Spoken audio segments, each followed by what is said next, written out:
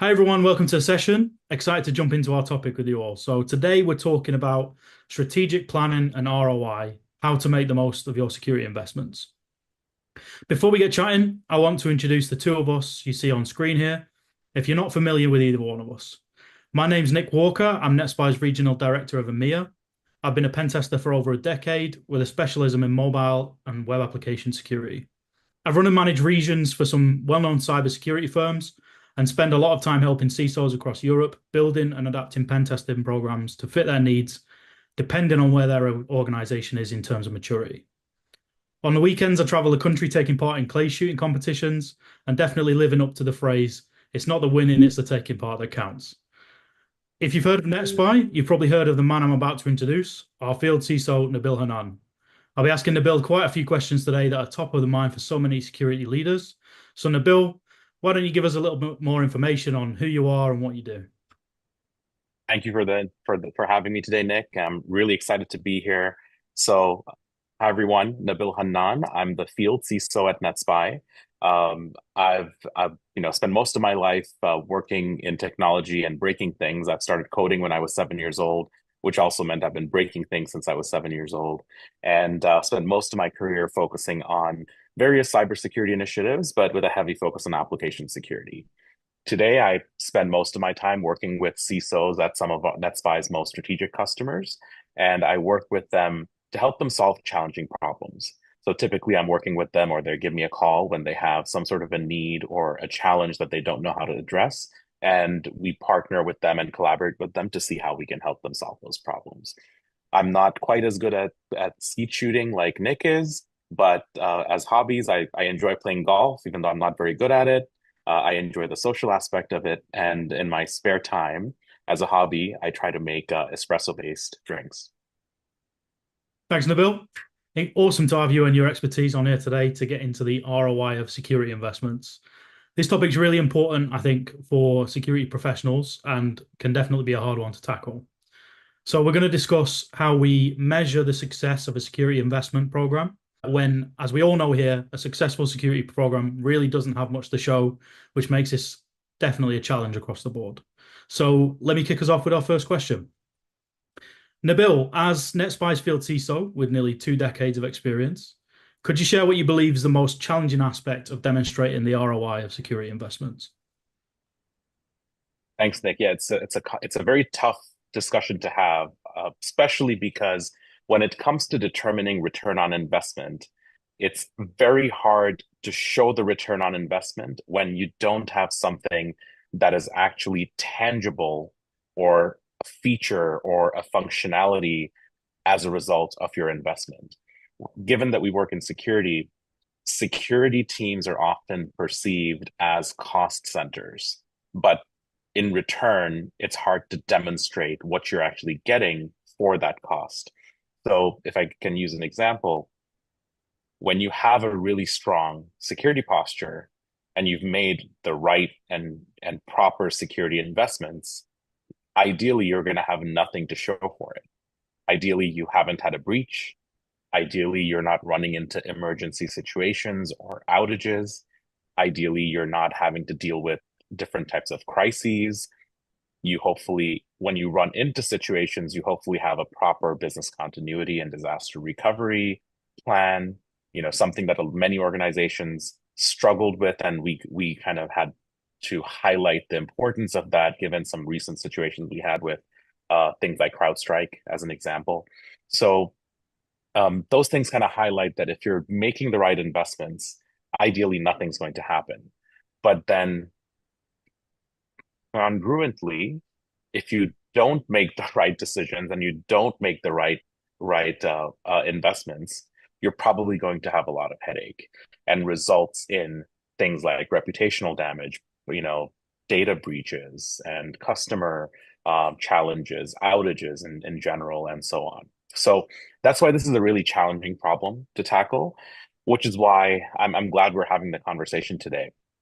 But Yeah. it's one of those conversations where, given our focus at NetSPI as well, where we do a lot of things like penetration testing as a service, attack surface management, breach and attack simulation, it's one of those things where you have to maintain a program. So investments aren't necessarily just static and upfront.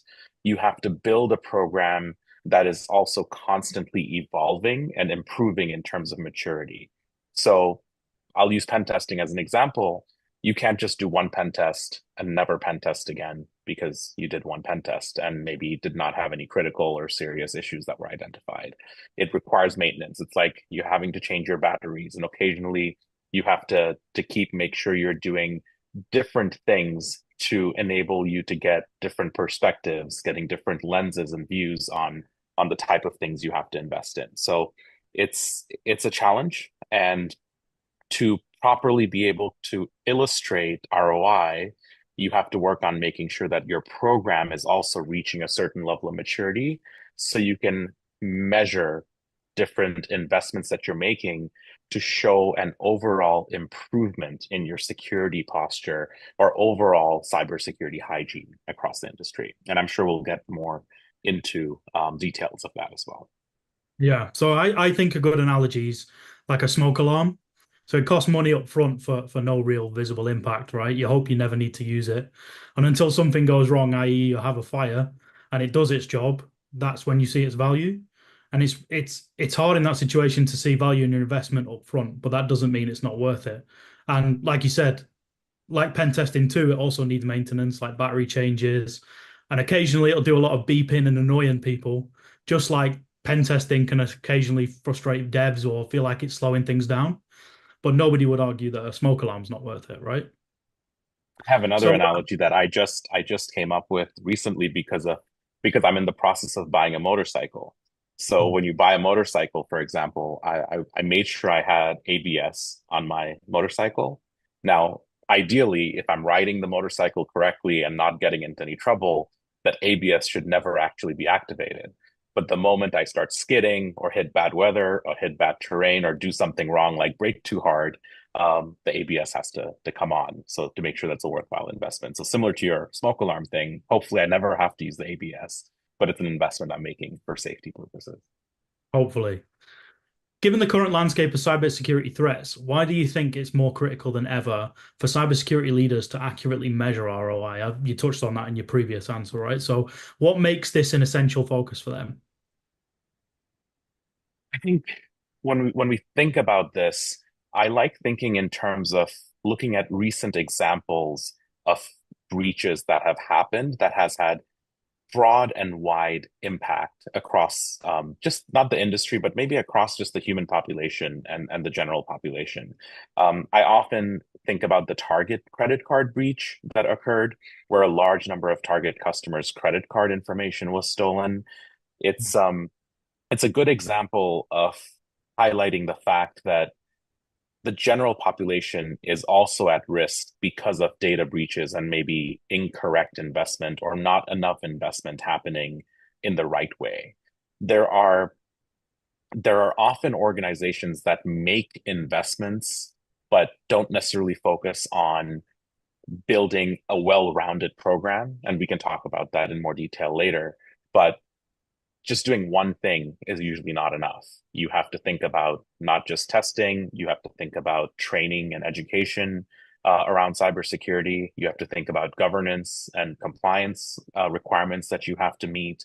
You have to think about monitoring in production. You have to think about operations, etc. So having to make the right investments everywhere to build a more holistic program and well-rounded program is always better than heavily investing in just one area. I think organizations often fall into this slippery slope where they go year over year and start increasing their budget and spend, but they're increasing their budget and spend, but making the investment in one specific security function. So, for example, they might spend $1 million pen testing this year, and next year they spend $5 million, but also just pen testing that year. It doesn't always really equate to being 5 times more secure just because you made 5 times more investment, because you may not be looking at the problem more holistically. So, what I often tell leaderships is, you're not going to necessarily be able to show anything for the investment because ideally you're not getting breached or you're not having outages because of lack of investment. But if you're able to build out a program that is more holistic, then you can start taking data and information from that program. And the more mature the program gets, the better quality metrics you're able to gather. So, for example, I'll use AppSec example in particular, secure code review and static analysis is a common thing that goes into software development processes to add a security touch point within the lifecycle of software. When you're doing that and monitoring it, when you start doing it, you may not be able to show any good metrics except for coverage. Like, how many applications am I doing this activity on? But as you start doing it across the board holistically and that function matures more, then you might be able to take other data points, such as what is my vulnerability density per line of code, and then look at that trend over time. And the hope is over time, your number of vulnerability density is actually improving and it's becoming much lower, and you can show that positive trend. So as you start building out your program, it's important to remember that you are only going to be able to show your ROI based on the maturity of your program. And the more mature you get, you'll have access to more data points and mature data points that allow you to give better metrics and also make better decisions based on the investments you're making and the type of trends you're seeing as a result of those investments. Another one that I like to talk about is training. Often people say, how do I determine the value of training that we're doing? We've all been through, compliance training and onboarding and IT orientation training. And then there's annual training that we have to do. And I don't know anyone that actually enjoys doing that training. In fact, if anything, I see that people are most of the time just clicking through the training and trying to just complete it and then forget about it for the rest of the year until they have to do it again. But that's where you have to think of things like, well, is that really effective? And if it's not, then do I need to think about gamification of my training and get people more invested in making sure that they're not just taking training and we're not giving them a check mark, check the box that training's completed, but they're actually intaking and absorbing the material to be able to better perform on their day-to-day job on what they're learning and getting training for. So those are just some examples of how, being able to measure things is important, but making sure you're measuring the right things at the right time based on the maturity of your program is also a critical factor. Do you think there's a situation whereby people could be inclined to stop doing pen tests once they feel like their metrics are in a good place? Like, you're reducing investments in certain areas once they get to a certain, what you'd consider a return on investment. Well, for my job security, I hope they never stop pen testing, but I have a better answer beyond just job security. Uh, there are programs that end up having different types of security touch points throughout the life cycle or throughout different phases of the environment with defense in depth, etc. But what happens is you still have to look at systems holistically. And you may be doing testing of different types. It may not be a pen test. It may be a code review. It may be a dynamic scan. It may be a software composition analysis. It could be threat modeling, etc. But ultimately, you still need to test your systems holistically. And if you don't look at a system holistically, there are often gaps that end up revealing themselves at a time when it's not very fortunate or at a time when it's not ideal for it to manifest. And I love an example that I have from NASA. I believe it was the Mars rover, the first time it was sent out to land on Mars. And they had tested all the systems individually. So they tested the thrusters that were managing the distance that it would go when you're trying to land. And they tested the computer system that would tell the thrusters how far to go, when to land, but they never tested those systems together. And there was a minor glitch in how the two systems were implemented. They both did exactly what they were supposed to do individually, but when you put them together, the thruster was expecting the distance to go down in something like meters, but the computer telling it, the module telling it how far to go down was giving it the number in feet. So instead of going down 100 feet, it decided to go down 100 meters. And instead of gently landing on the surface of Mars, it actually ended up just crashing into the surface of Mars. And think about what a waste that is after all that investment and all that testing and assurance that NASA goes through to build a system that's going to successfully land on Mars. And yet at the very last minute, you figure out that there was a simple test that could have been done to make sure all of that was working holistically well together, but ultimately it didn't happen. So that's Yeah, one example. it doesn't sound like too much of a minor glitch for me. It's just a particular choice of words there, Nabil. Um, It's a very major impact, but it's a very yeah, simple problem that yeah, yeah, resulted in a very severe impact. The second thing about pen testing that I like to think of as I have matured and understand the landscape better too, is I think pen testing for organizations that are maturing in their cybersecurity journey, pen testing should be viewed as a gate or a test to validate the effectiveness of all the other things you're doing before doing a pen test to make sure that those are effective. So ideally, if you're introducing different types of security activities within your overall ecosystem and your life cycle, and they're supposed to catch different types of issues early, and hopefully, because you're catching them, you also work on fixing them. Ideally, when you get to the pen test, you're not finding much. And if you do find things that are real serious issues, then you take that and as a way to learn and provide it as a feedback loop to the program so you can figure out what gaps exist today in your overall life cycle that need to be addressed and make sure you make continuous improvement so that next time that type of an issue doesn't slip or doesn't pass through the other gates that you've implemented already.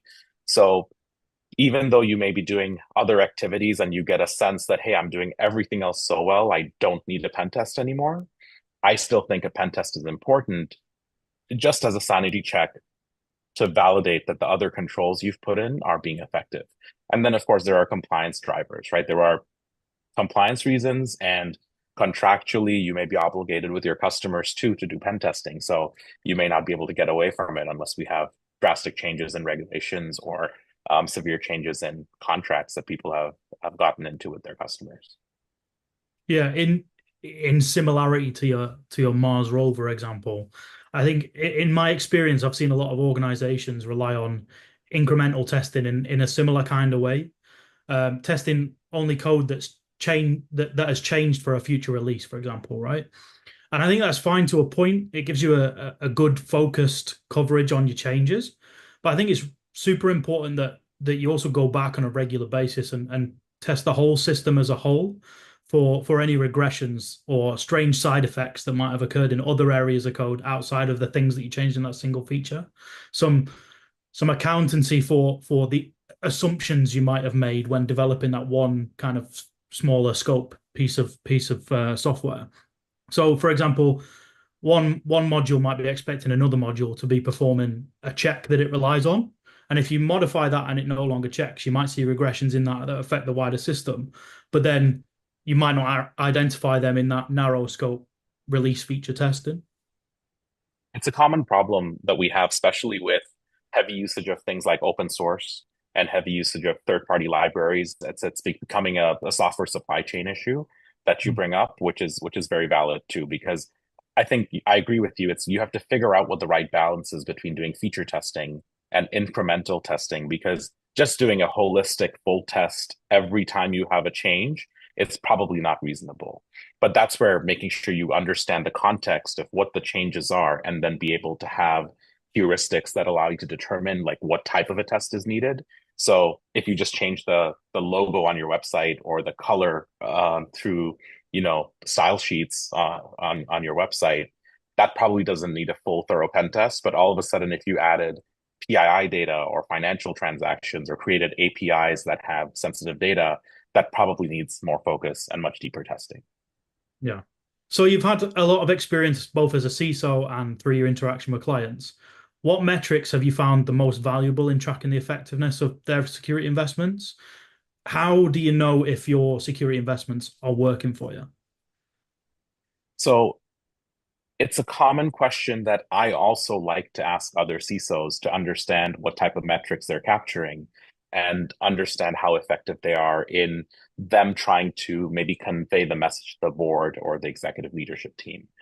And one thing I've learned as I've had those discussions is that you often need to actually take a step back and frame up the broader picture of what you're truly trying to accomplish before you can actually go and build metrics and build data that give the answers that are going to be relevant and easily absorbed by the leadership team, and also for you to show that your investments are being effective.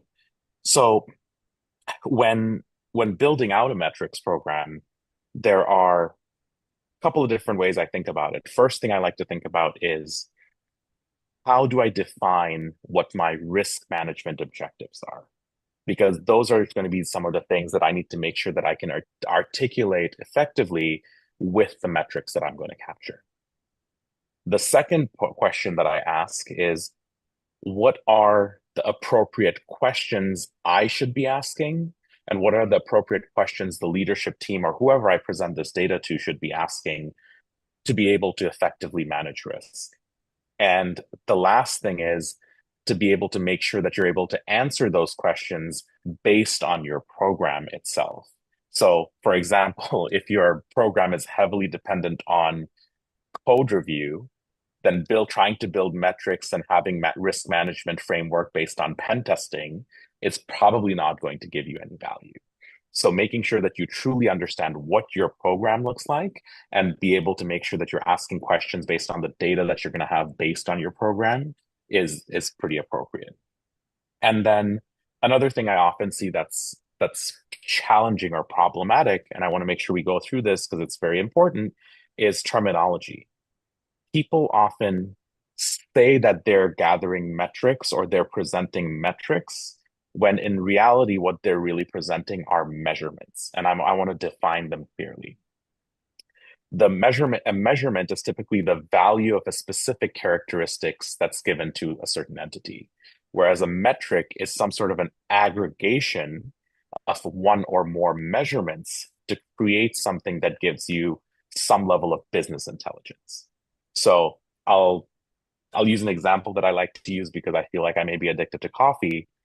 Me going and telling someone that I had 4 cups of coffee today doesn't necessarily give you a proper piece of business intelligence. And I'll use business as my health as being the business here, let's say. Just because I had 4 cups of coffee, that's a measurement, that's not a metric. But if I told you that my blood caffeine percentage was a certain percentage, that now becomes a metric. And the fact that I had 4 cups of coffee, you don't know how big the coffee was, you don't know how small the coffee was, you don't know how big I am, how small I am, right? How my body metabolizes caffeine. You don't know any of those things. But if you get the metric, that gives you much more intelligent things that then can help you determine what my response needs to be. Am I overdoing it? Am I at a reasonable, healthy amount of caffeine intake per day or not? So that's kind of the difference there. And I often find people don't necessarily think about it that way, and they start taking measurements and try to make decisions when they really need to look at metrics and try to make decisions. So when it comes to metrics, in our context, some examples are things like, hey, what are the critical assets we are security testing today and that require security testing? Or what is my average cost to fix a vulnerability? Understanding things like, hey, what's the level of effort it takes to actually build an AppSec program? So those types of things that's taking different measurements and aggregating them to give you business intelligence are the type of things you need to make sure that you're getting metrics and you're able to measure the maturity of your program. And then once you have the right metrics, it also enables you to ask the right questions, because often what ends up happening is when you present the wrong metrics, people actually ask you the wrong questions. So if you're only sharing with your board, let's say, the number of vulnerabilities that you've discovered because of your investment in pen testing, and then the board asks you, well, how many vulnerabilities are our competitors discovering a year? And you get a different number that's completely different from what you guys are doing, then there may be a problem because your competitor may not be getting their numbers from pen testing. They may be getting their numbers from secure code review. And the number of findings you'll have will vary significantly because you're looking at things through a different lens. So if you want to make sure the right questions are being answered and the right questions are being asked by the executive leadership, you also have to get the right metrics to influence the program. And then, of course, once you have the metrics, then you can start showing trend over time to then show the overall health, maturity, and ultimately the return on investment with the metrics based on the investment you're making in your security program. Yeah, I think there's a situation where you can go into measuring these things, thinking you know what you're doing, and by looking at the data, some of those intuitions pop out of the data, and you don't realize what you can learn or what type of questions you could be asking until you've started to dig into that data. So you might go in with one plan, learn a bunch of things for sure, but realize that some of those things have gaps and you should be asking different things, and you can redo and reapproach the questions that you're asking and the metrics that you come up with. So for cyber companies that use cyber insurance as their primary security investment, what do you think are some highlights and some lowlights that you see with that strategy? So cyber insurance has become a significant part of just cybersecurity programs in general. And I think it just goes back to the concept of defense in depth. You can heavily invest in one thing, but not having a well-rounded program will typically lead you to challenges, especially when it comes to cyber insurance. I think cyber insurance is a very critical thing to have as part of your strategy, but also organizations need to understand that cyber insurance have limits. They have restrictions, they have limitations.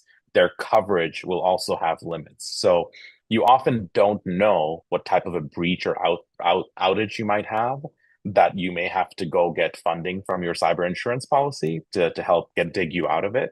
And if there are limits on it, that might put you in a bind, especially if your breach or the cost of addressing whatever issue you're dealing with is way above that particular insurance limit.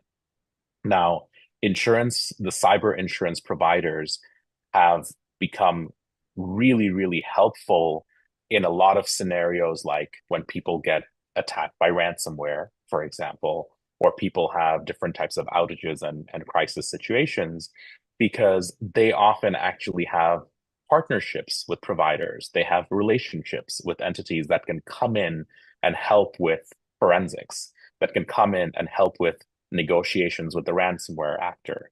They have playbooks and runbooks that they can come and help you execute in the situation of a business continuity issue. So those things I think are really valuable, especially if you're working with a cyber insurance provider. And then, of course, when you work with a cyber insurance provider, they also have partnerships with other vendors where you can get a lot of products and services, sometimes for free at no cost because you are getting cyber insurance from that provider. Or you have partnerships with pen testing providers like we do with various cyber insurance organizations, where we offer preferred pricing because you're getting your cyber insurance from that particular insurance company. So having access to those types of things, I think, is really important. And actually, cyber insurance providers can add a lot of value to help you improve the maturity of your program, because they also have strategic partnerships and relationships that are at your disposal now because you're using them as a cyber insurance provider. Awesome. So let's dig into a hot topic, a bit of a trending topic. What are your thoughts on utilizing automation and/or AI, artificial intelligence, to enhance the ROI of security investments? Do you think there are any specific pitfalls or benefits there? So if I was building a new cybersecurity initiative from scratch, I'd get brought in to build a cybersecurity program. the first thing I would invest in would not be automation or AI. The first thing I would invest in would be people and the culture. I think ultimately having the right people and the right culture goes a lot farther than just trying to solve problems with technology. And when it comes to I have an opinion that may be unpopular with many folks. I actually think the term AI is a misnomer. Having the word intelligence or intelligence in any technology gives you a sense of sentience when I think about it. And most AI based systems are not sentient. We're not quite there yet. We have a long way to go before we get there. But it's still mathematics, algorithms. It's just a software that does things a little differently than traditional software that we're used to. So, because it's not intelligent, there's a lot of other things you have to do to make sure you're deploying some of the cutting edge AI based technology and LLMs in a secure fashion. And that requires having proper data hygiene, proper data classification and inventory, proper standards and policies around how you're going to train the model and what you're going to do with it, having the right types of governance and contractual obligations with the providers for LLMs and models in case there's a breach or something goes wrong as you're using them. So there are a lot of basics that need to go around and be done correctly before you can safely deploy AI-based technology, especially if you're training that model with your own data. And if you can deploy AI insecurely if you want, and just like any system, you can deploy insecurely, but doing it properly requires many of the basics that are part of just basic cybersecurity practices to be under control before you can do it safely. So that's kind of my thought on AI and automation. I think AI and automation are necessary. I think automation is necessary to be able to properly scale any program, but if you want to do it safely, you have to start building a proper culture and build out a roadmap for how you are going to build a mature cybersecurity initiative and then implement accordingly based on your business objectives. Interesting. So this is going to be my last question for you, Nabil, and I want to end today by getting some advice.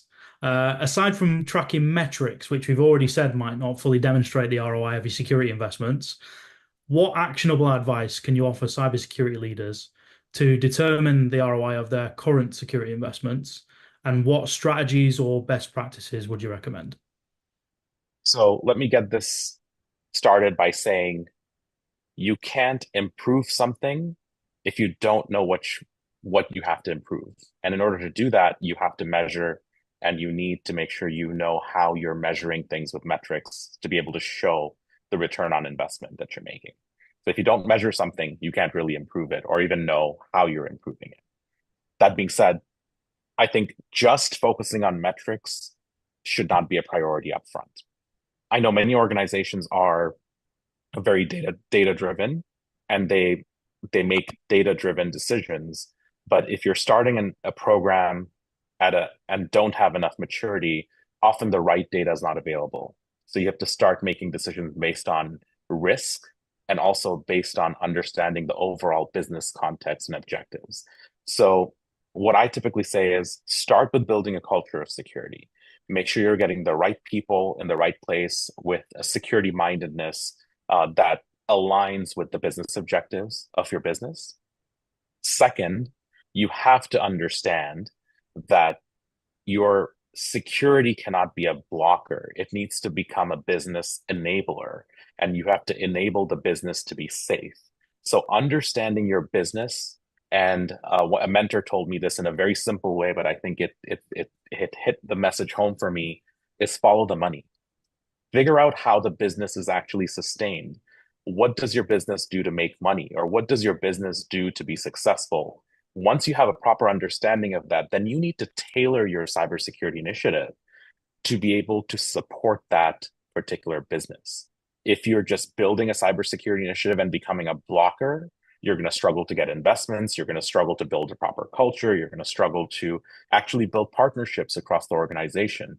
So we've seen a big shift in that trend. Before, I think security team used to be just the team that comes and says no to things, whereas now they've become a company or become an organization that comes and says yes, but here are some things we need to address first.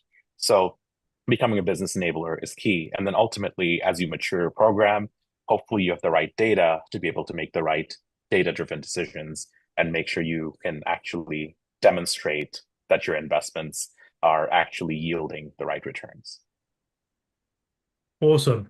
Nabil, thanks for joining me today. It's been such an awesome chat, and I really hope our audience has enjoyed it as much as I have. If anybody has some follow-ups or wants to discuss any of these challenges in more depth, feel free to connect with myself or Nabil on LinkedIn.